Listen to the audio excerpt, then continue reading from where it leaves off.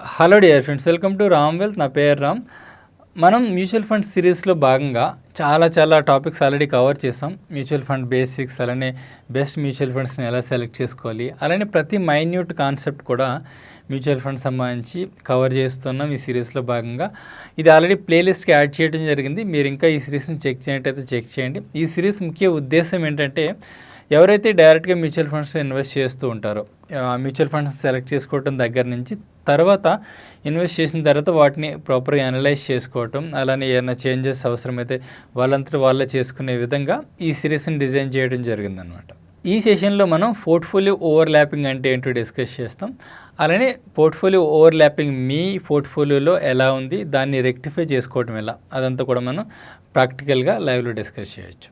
Portfolio overlapping అంటే ఏంటంటే, మనం ఫర్ ఎగ్జాంపుల్ ఒక 2 మ్యూచువల్ ఫండ్స్లో ఇన్వెస్ట్ చేసామనుకోండి. ఒక మ్యూచువల్ ఫండ్స్లో ఒక 50 స్టాక్స్ ఉండొచ్చు, ఇంకో మ్యూచువల్ ఫండ్స్లో ఒక 50 స్టాక్స్ ఉండొచ్చు. టోటల్ స్టాక్స్ మన ఫండ్స్లో 100 స్టాక్స్ ఉన్నాయని అనుకుంటాం.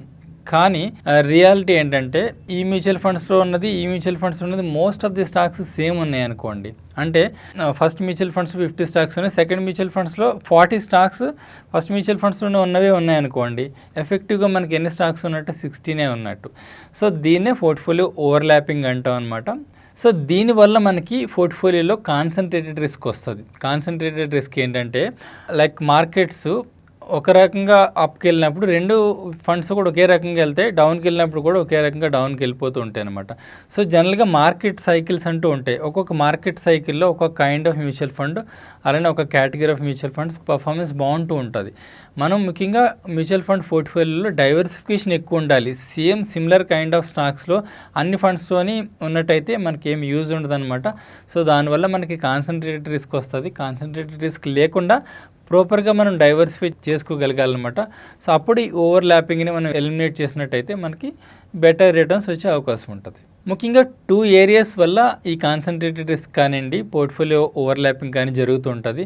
ఒకటి ఏంటంటే, ఫస్ట్ వచ్చేసి similar kind of category of mutual funds invest చేయటం. అంటే ఒకే లార్జ్ క్యాప్ ఫండ్స్లో మనం 2-3 ఫండ్స్ ఇన్వెస్ట్ చేయటం, లేకుంటే మల్టీ క్యాప్ ఫండ్స్ ఉన్నాయి 2-3 ఫండ్స్ ఇన్వెస్ట్ చేయటం. సో ఇలాంటి వాటి వల్ల మనకి ఓవర్లాపింగ్ ఎక్కువగా ఉంటుంది. అలానే సెకండ్ పాయింట్ వచ్చేసి, సేమ్ ఏఎంసీ ఫండ్స్లో మోర్ దెన్ 1 or 2-3 ఫండ్స్ మనం ఇన్వెస్ట్ చేయడం వల్ల కూడా ఓవర్లాపింగ్ ఎక్కువగా ఉండే అవకాశం ఉంటుంది. ఈ 2 పాయింట్స్ కూడా మనం ఇప్పుడు ఎగ్జాంపుల్స్తో చూద్దాం. సో దట్ దాన్ని ఎలా ఎలిమినేట్ చేసుకోవాలో కూడా మనం అండర్స్టాండ్ చేసుకోవచ్చు. మీరు గూగుల్లోకి వెళ్ళేసి పోర్ట్ఫోలియో ఓవర్లాప్ అని కొట్టారనుకోండి, సో మీకు డిఫరెంట్ సైట్స్ వస్తాయి. మీరు ఏ సైట్స్నన్నా కూడా యూజ్ చేసుకోవచ్చు. ఇవన్నీ కూడా ఫ్రీగానే మనకి అవైలబుల్ ఉంటాయి చెక్ చేసుకోవడానికి.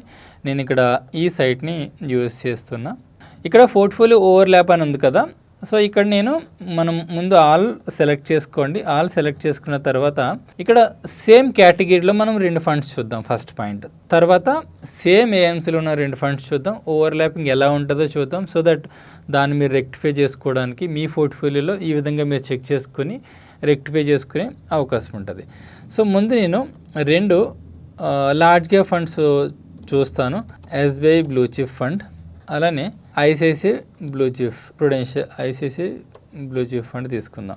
ఇవేమి సజెషన్స్ కాదు, నేను జస్ట్ మీకు ఎగ్జాంపుల్స్ తీసుకుంటున్నా అంతే. సో ఇలా సబ్మిట్ మీద కొట్టగానే మనకి ఇక్కడ పోర్ట్ఫోలియో హోల్డింగ్స్లో ఓవర్లాప్ ఎంత ఉంది అన్నది ఇక్కడ చూడొచ్చు. సో 77-73% ఇది ఫండ్ వైజ్ చూపిస్తుంది. మీరు ఈ పిక్చర్ చూడండి, మీకు క్లారిటీ వస్తుంది. ఇక్కడ బ్లూ కలర్లో ఉన్నది portfolio overlap, average portfolio overlap 59.8, 60% అనుకోండి. అంటే మీనింగ్ ఏంటంటే, మీరు టోటల్ ఇన్వెస్ట్మెంట్లో ఇందులో ₹1,00,000 ఇందులో ₹1,00,000 పెట్టినట్టయితే, సో టోటల్ 60% అంటే దగ్గర 120% సేమ్ కంపెనీస్లో ఉంటుంది, మిగతా కంపెనీస్లోకి వెళ్తుంది అనమాట. సో దీన్నే మనం పోర్ట్ఫోలియో ఓవర్లాప్ అంటే ఇవన్నీ కూడా సేమ్ కంపెనీస్లో ఇన్వెస్ట్ చేస్తున్నాయి 2 ఫండ్స్ కూడా 60% వరకు. మిగతా 40% ఆ ఫండ్కి ఈ ఫండ్కి డిఫరెంట్ కంపెనీస్ ఉన్నాయి. సో ఈ ఓవర్లాప్ అనేది ఎంతవరకు అలౌబుల్ అంటే అరౌండ్ 30% ఆర్ 25% అంతవరకు ఓకే. మరి ఇంత పర్సెంట్ ఆఫ్ ఓవర్లాప్ ఉందనుకోండి, అదంతా రైట్ కాదనమాట. సో అందుకని same category of funds more than 1 ఉండటం అంత బెటర్ కాదు. బట్ మీరు ఇంచుమించు లార్జ్ క్యాప్ ఫోకస్ ఎక్కువ ఉండాలనుకుంటే మేబీ ఒక లార్జ్ క్యాప్ ఒక మల్టీ క్యాప్ తీసుకోండి తప్ప 2 లార్జ్ క్యాప్స్లో ఇన్వెస్ట్ చేయడం అంత బెటర్ కాదు. అలానే సెకండ్ పాయింట్ మనం డిస్కస్ చేయాలనుకున్నది సేమ్ ఏఎంసీ ఫండ్స్లో మనం ఇన్వెస్ట్ చేస్తున్నప్పుడు కూడా ఓవర్లాపింగ్ ఎక్కువ ఉంటుంది. నేను మీరే ఎగ్జాంపుల్ తీసుకుంటున్నా. మీరే ఎమర్జింగ్ బ్లూ చిప్, ఇది one of the best performing fund, నేను చాలాసార్లు చెప్తూ ఉన్నా దీని గురించి. అలానే మీరే ట్యాక్స్ సేవర్, ఇది కూడా చాలా బాగా బెటర్గా పర్ఫామ్ చేస్తుంది. బట్ ఎనీవే మనం ఇక్కడ పర్ఫార్మెన్స్ గురించి మాట్లాడుకోవట్లేదు. అంటే ఇవి ఓవర్లాప్ ఎక్కువ ఉంటే బ్యాడ్ ఫండ్స్ అని కాదు. ఇక్కడ నేను చెప్పేది ఏంటంటే ఓవర్లాప్ ఎక్కువ లేకుండా చూసుకోండి, సో దట్ మీది బెటర్గా డైవర్సిఫై అవుతుంది మీ పోర్ట్ఫోలియో. సో దీన్ని సబ్మిట్ చేసి చూద్దాం. దీన్ని చేసి చూసినట్టయితే మీరు ఇక్కడ చూడొచ్చు 88%, 93% ఫండ్ వైజ్ సెపరేట్గా చూసినట్టయితే ఓవర్లాప్ ఉన్నది. ఇక్కడ చూసినట్టయితే దగ్గరగా 83% ఈ 2 ఫండ్స్లో కామన్ స్టాక్స్లో ఇన్వెస్ట్ చేసాయి. జస్ట్ 16% మాత్రమే డిఫరెంట్ కంపెనీస్లో ఇన్వెస్ట్ చేసాయి. సో దీన్ని చూసి మనకు అర్థమవుతుంది ఏంటంటే మనం ఇవి 2 డిఫరెంట్ ఫండ్స్లో ఇన్వెస్ట్ చేస్తున్నాం అని అనుకునే అవసరం లేదు. ఇందులో ఏదో ఒక దాంట్లో ఇన్వెస్ట్ చేసుకుంటే సరిపోతుంది. అంతే తప్ప రెండిట్లో ఇన్వెస్ట్ చేసి మనం డైవర్సిఫై చేసుకుంటున్నా అన్న ఇల్యూజన్లో మాత్రం ఉండకండి. ఫర్ ఎగ్జాంపుల్ నేను ఇక్కడ ఒక మిడ్ క్యాప్ ఫండ్ అని తీసుకుంటా, లైక్ యాక్సిస్ మిడ్ క్యాప్ తీసుకుని చూద్దాం. సో దట్ మనకి కొంత మీరు ఇక్కడ చూడండి యావరేజ్ పోర్ట్ఫోలియో ఓవర్లాప్ ఎంత ఉంది, జస్ట్ 11% మాత్రమే ఉంది. అసలు ఓవర్లాప్ లేకుండా ఉన్న పోర్ట్ఫోలియో ఎంత ఉంది, 89% ఉంది. సో ఇలా ఉండాలి.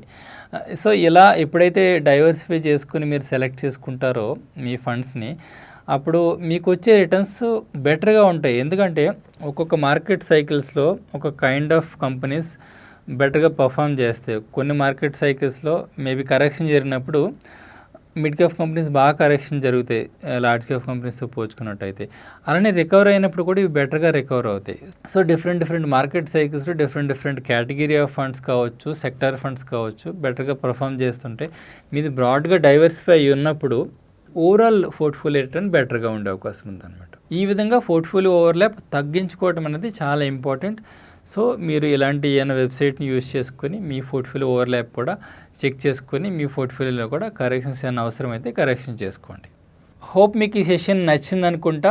మీకు నచ్చినట్టయితే తప్పకుండా ఇంతవరకు లైక్ చేయనట్టయితే లైక్ చేయండి, సో దట్ చాలామందికి ఇది రీచ్ అవుతుంది. అలానే మీకు ఇంకా డీమ్యాట్ అకౌంట్ లేనట్టయితే, మీరు మ్యూచువల్ ఫండ్స్ ఇన్వెస్ట్ చేయాలంటే డీమ్యాట్ అకౌంట్ తప్పనిసరి. డీమ్యాట్ అకౌంట్ లేనట్టయితే నేను ఈ వీడియో డిస్క్రిప్షన్లో Zerodha, Angel Broking, Upstox, Paytm account opening links ఇచ్చాను. అది యూజ్ చేసుకుని మీ డీమ్యాట్ అకౌంట్ విత్ ఇన్ 10 minutesలో ఆన్లైన్లో ఓపెన్ చేసుకోవచ్చు. సో దట్ మీరు కూడా మమ్మల్ని సపోర్ట్ చేసిన వాళ్ళు అవుతారు. Thank you so much friends.